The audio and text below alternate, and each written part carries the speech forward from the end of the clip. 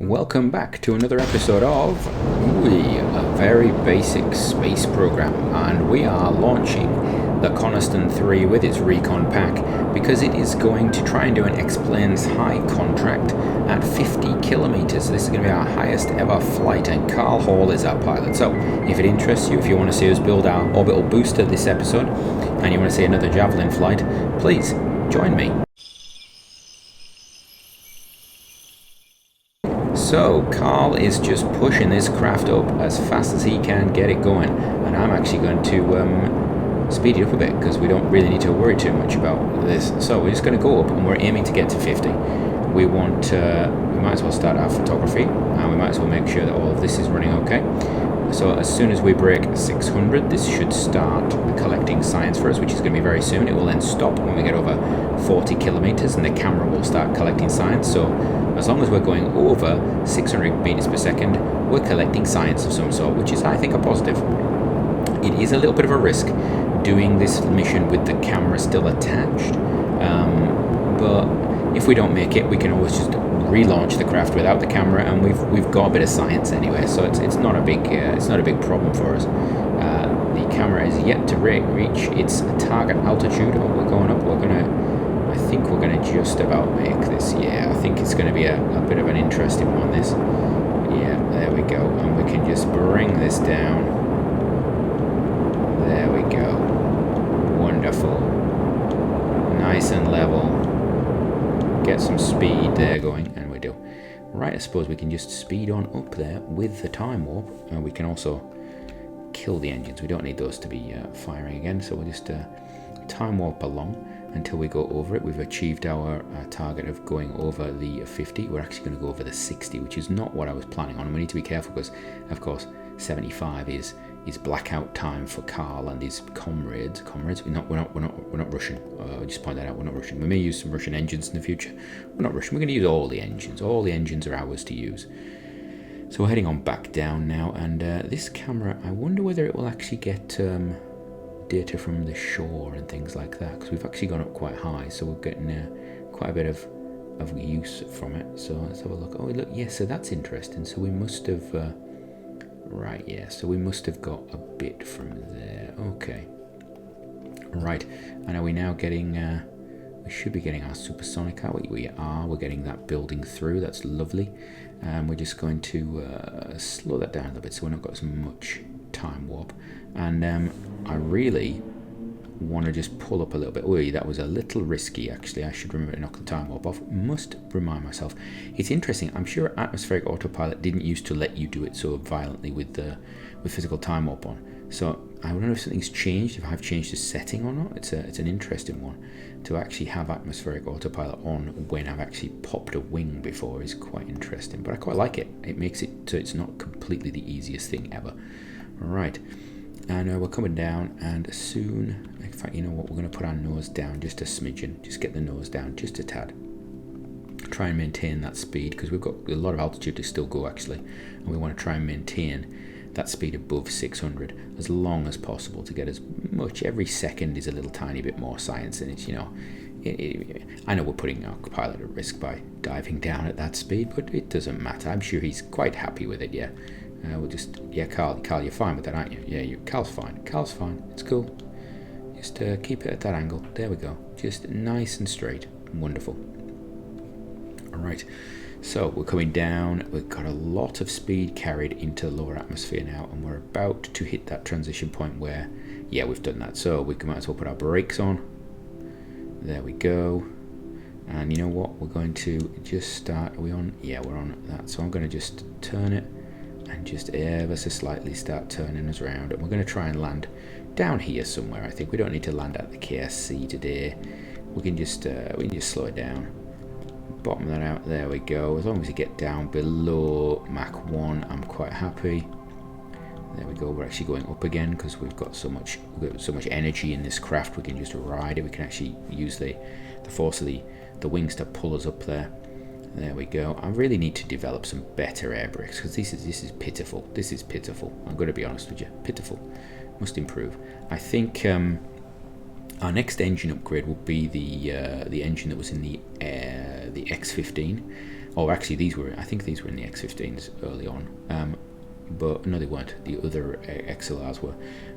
But we're going to put the X15's final engine in there, ideally, the big single chamber thing. But we'll see. I think that's I think that might actually be in the tech node that we're about to get after this. I'll have to have a look. At it. Anyway, we'll just go down. We've actually sped up again there, so we want to lose a bit of speed, and we're going to do our usual sort of, you know what? We'll do a little bit of a turn and just get rid of that speed. That's just excess speed. We don't need to have that. Just do that. Just pirouetting on the spot. Just doing that.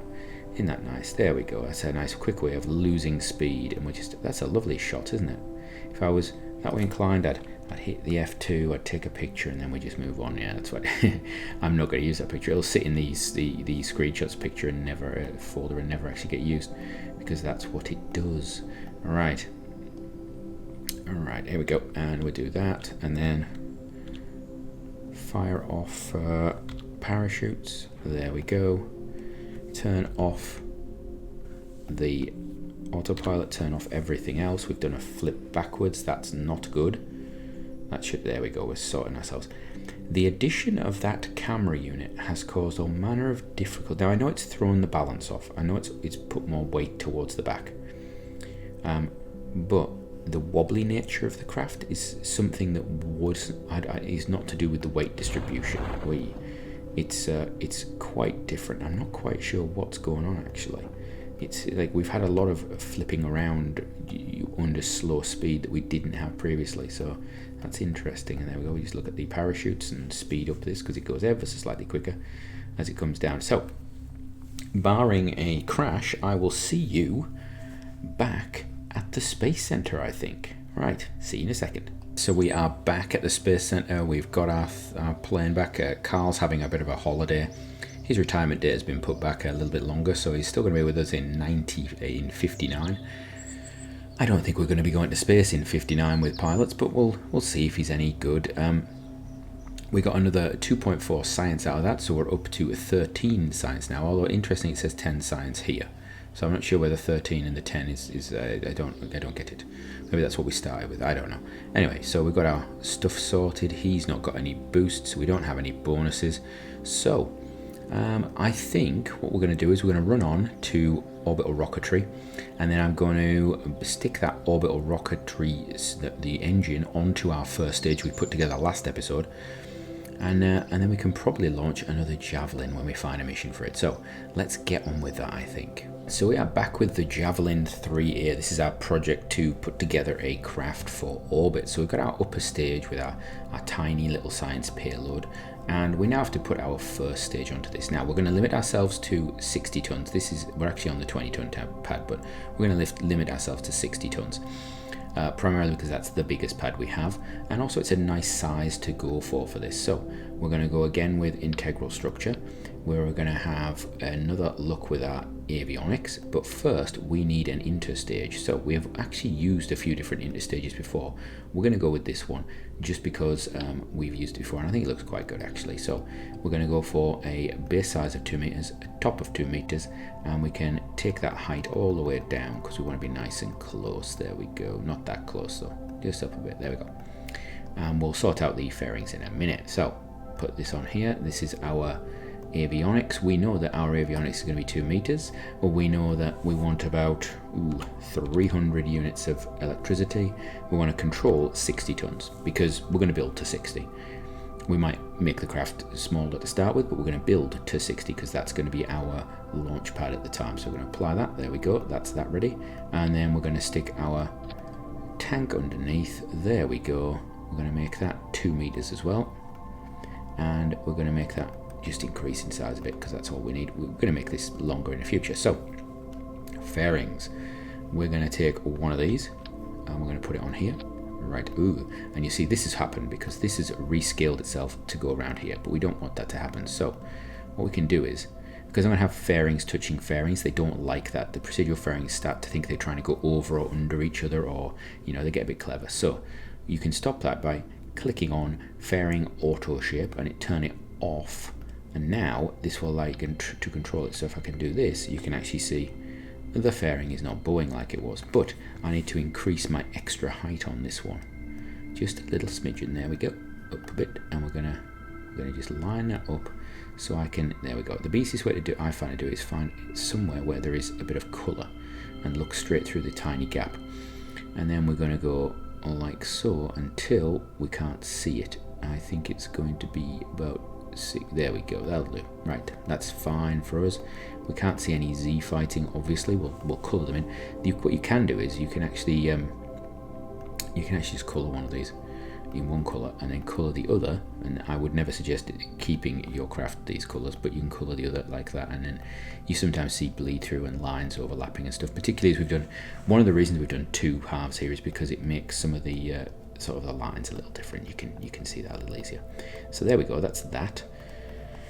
Right, so that's our upper stage attached to our launch stage, our booster stage, and we need an engine for it. And the engine I have decided to go for is the LR-79, because I'm a fan of the LR-79. Just stick that there. And that could be our launch, couldn't it? There we go, done. Launch it just like that. But I don't like that, it doesn't look good. So, that's right, I'm going to borrow the this here. I'm going to borrow this whole section. Then I'm going to take off the engine. There we go. And we're going to stick this in here. There we go. Just put it in. Right. Now, I don't like this. We'll get rid of that.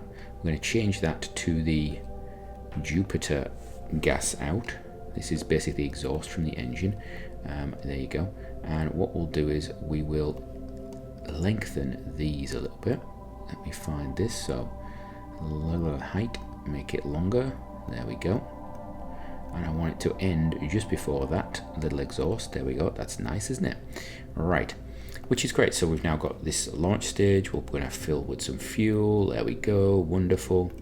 That's that. We know this is going to decouple. That's going to go there. These are going to, I'm actually going to, you know what, I'm going to deactivate those. I don't want those decoupling, thinking about it. I was originally going to have them decouple, but I don't need them to. We've got the top stage there. That's good. Right. Now this bottom engine, the LR-79, let's check how long it can burn for. So it's the S3 variant. This became before the LR-79. It can burn for 162 seconds. So we're looking at 3 minutes and 2 seconds. That's a long burn time. So we're going to actually scale this for that. We're going to make this 3 minutes too, but we will actually probably underfuel it because the thrust off the pad will probably not be enough to actually get it off sensibly, and we don't have we don't really have the solid rockets to do that at the moment, but I don't really want to keep retooling our engines, our tanks. And we're also probably going to operate this engine as well, so we'll think about it. So that's going to be roughly what our craft is going to look like. We're going to obviously have more of these, and then put that there, and then that there. There we go. Sorted. That's what our craft's going to basically look like. And you can see that gives us a huge amount of delta V. Actually, that's probably more than we need. We're within our 60 tons by quite a distance, so I could potentially put some solid rockets on there. I could potentially make this longer. This engine will be operated when we get this top stage done, so that's actually an option. We could just go straight for the S3D engine, which we probably will do just so that we can actually have a more consistent sort of design. So we'll probably do that. So there is one thing left though to look at with this. So we have up here, we've got gimbal, we've got the ability to roll, and you know, gimbal the crafting effect. Here, this engine does have gimbal, but it doesn't have any roll control. And we can add it. We can add roll control. So if we take these off, I could add roll control with some RCS or some multiple sort of vernier engines, but I'm just going to use one, and I think this will work. So I need my LR. Where is it now? I could use a range of different ones, but I'm going to use the LR-101, and we're going to use this one. Now I could just use the sort of structure that was used on the Atlas, which is just a couple of these on either side, and use them like that. But I don't really need two of them, I don't think. I don't need two, I just want one. And we're going to put it offset. So I'm going to put one on. Right, there we go. We're going to put it there. Right. And you'll see it's already, we've dropped our delta V down because for some reason they're not at the same time. There we go. So we're carrying dead weight. There we go. Right. Now, I don't want it to sit there though, because my fairing is going to be on top of it. So what I'm going to do is we're going to put this on and we're going to just move it down. Now, I don't want to be too cheaty, but I would imagine that I could do some plumbing, you know. I think we're quite capable of plumbing in this space program. So this is part of the structure for gimbaling that engine. I would imagine that we could, being a good space program, we could put some brackets down here and we could brace this to here, and it would be all sorts of very clever. This bracket point would have another bracket down to here and hold this in position, and or it'd just be attached to the boat tail. I don't know. We'd be fine, I think. So I'm going to give myself this. It comes out opposite the exhaust. Check that we're actually going to be tilting the right way. So this is going to tilt left to right. Okay.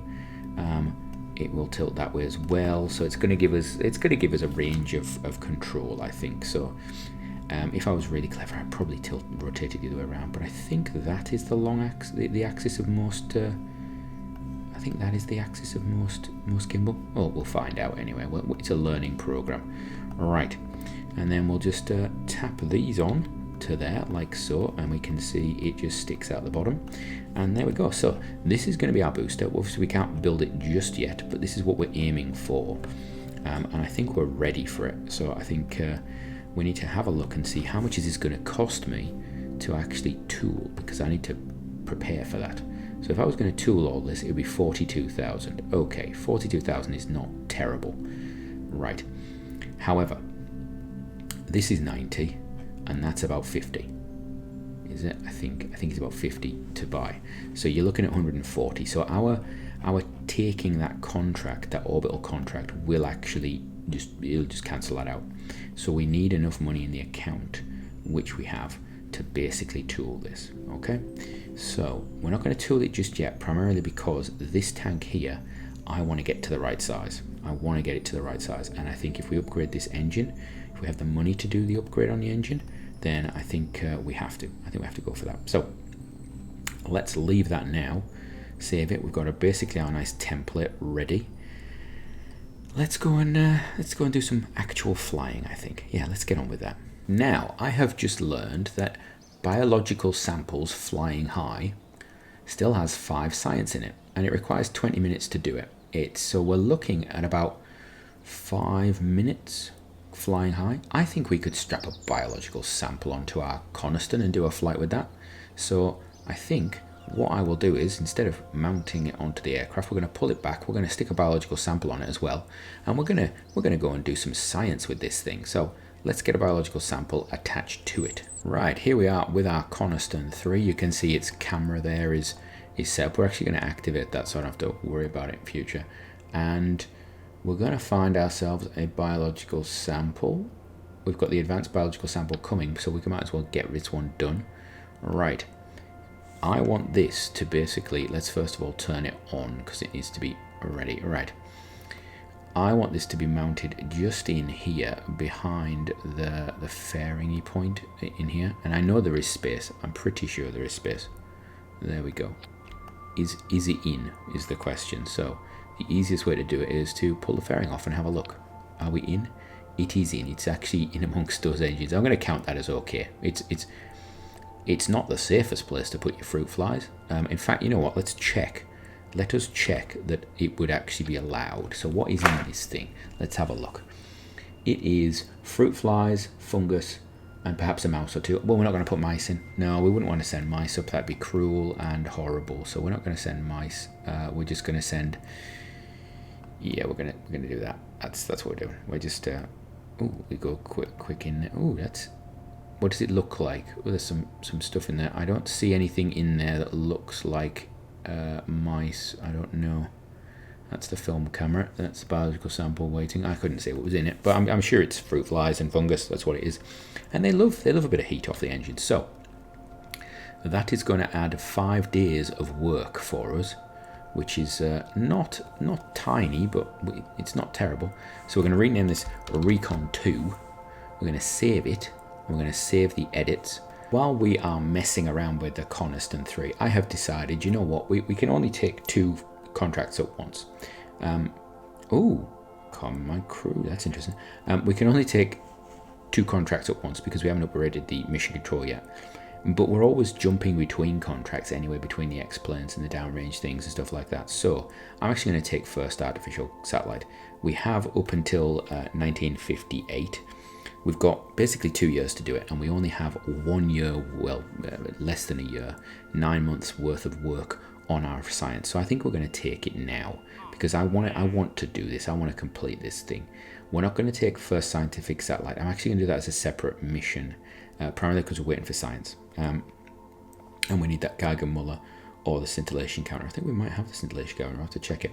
But we're going to do that first, and then that gives us a bit of a push, gives us some cash. That will allow us to buy the engines that we need. In fact, I can buy one right now, which I'm going to go and do, and then I'll take some of the money off it. And we can continue doing other stuff as well. Right, let's get going. We are with Janet, who is just going to fire her engines, and she is going up to try and get as much science as possible. So just check that everything is set and running. It is, so that's good. So we've paid for the LR79 engine. That's cost us 90,000 funds. It is by far the most expensive thing we've ever paid for. Twice the price of the previous engine that we bought. However, it gets us, on the ladder towards orbit. With this flight and, well, not with this flight, but with the next couple of Javelin flights, we should get enough money to pay for that first orbital craft, which should mean that we can actually get that orbital mission out of the way, and we may, when we take it, also take the first scientific contract just to give us that boost in funding. But we'll see how it goes. Right. So we're aiming just to get over 40 with this. We just want to ride it up to over 40. And I'm not too eager to do anything special. We just want to hold it over the 40, get some science. We'll get some science for going fast with the Mach 2 science. So it's going to be a win-win for us. It's just going to be a science mission. It does cost us a little bit of money. It costs us, I think about 1,000 funds in total, sort of cycling round. But 1,000 funds for some science is fine, and if we're lucky, we'll actually get enough to squeeze out another upgrade point, which is a big bonus for us, which I would really like. So we're going to hold that there. We're going to speedy up this a little bit. We're going through our fuel quite heavily, actually, and slow down a bit because I want to just lower the nose a bit now because we're going to be over the target altitude. There we go, and we can actually bring the craft just like that. There we go. We want a nice long arc, as long as possible over 40. There we go. Pull down this throttle. There we go. Just give ourselves just a little slow burning. There we go. And we've been collecting stuff for that. Yes, we have. Right, we're now collecting that, and if we zoom right in, can we get in and have a look at that biological sample? It is running, and we've got like 6 minutes. 6 minutes. Oh, we're in the engine view there. Oh, that's horrible. Right. No, I don't mean it's horrible. I think waterfall is wonderful, but looking straight at the engine is not the best place to be. So we can actually see. We'll put those over there.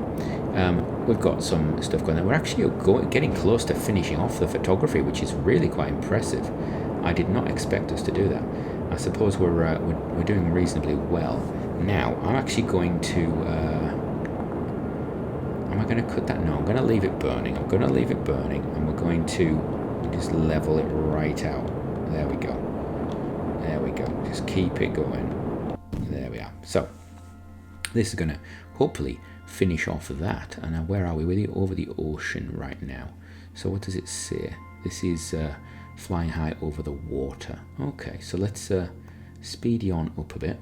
Let's see what happens. Are we going to get over the shore? Because we may have to start flying inland a bit to do this, to get more of this. Right, so we did not. Okay, so we've done most of the over the water now. So I think the next time we do it with that, we'd actually finish that. So I don't think we're in a hurry to do that one. The biological sample can be done anywhere, so that's not an issue. And what we're doing for this, we are doing...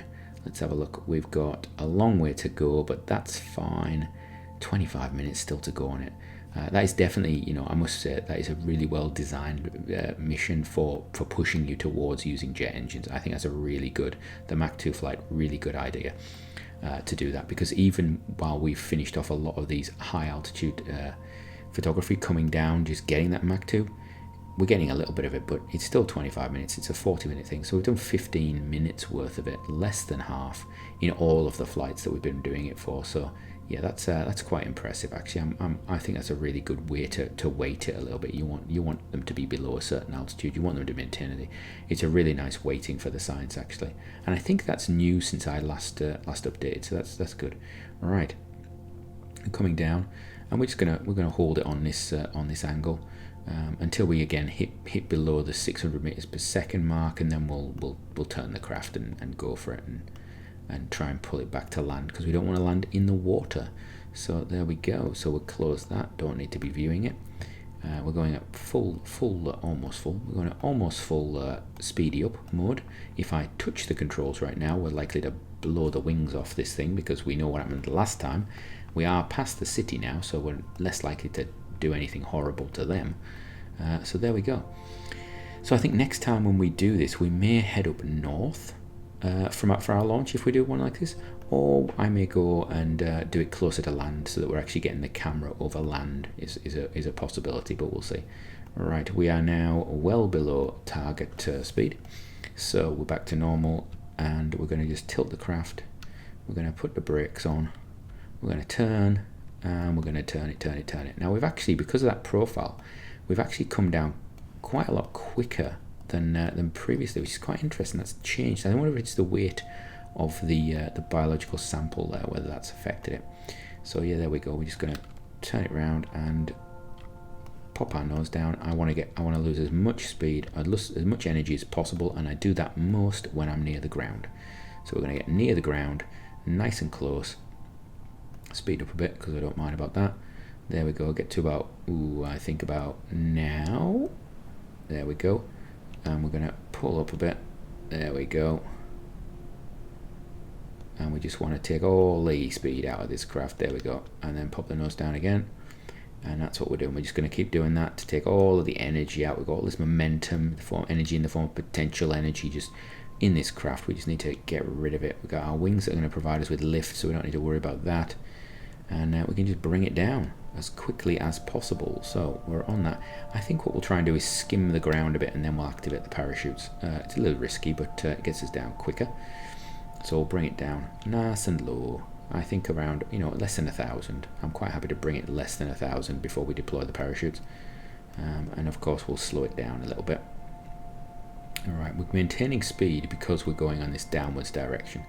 There we go, get a bit more speed out of that. Speedy. When we get to 1,000, we're going to pull it up. There we go. Out of the physical time warp, pull it up.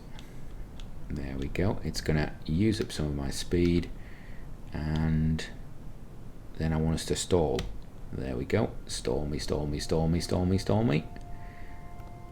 And then put my nose down. There we go. And we'll deploy our parachutes, I think. There we go. Nice and easy. And then we'll just speed it all the way down to the ground. Tumbling, parachutes open. Oof, I should not have had it on maximum physical time warp when the parachutes open. Right, so I will see you back at base.